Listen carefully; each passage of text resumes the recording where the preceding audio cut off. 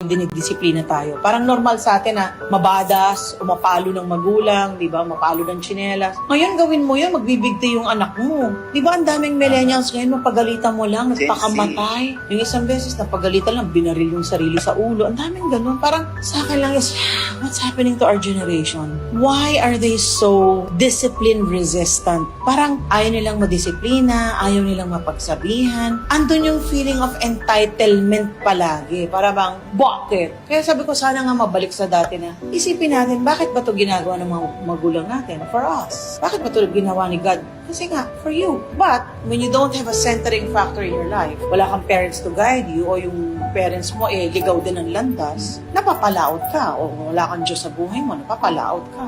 Kaya importante talaga meron kang centering factor in your life. And that's when you get discernment. To think properly, to do the right things, and to act accordingly.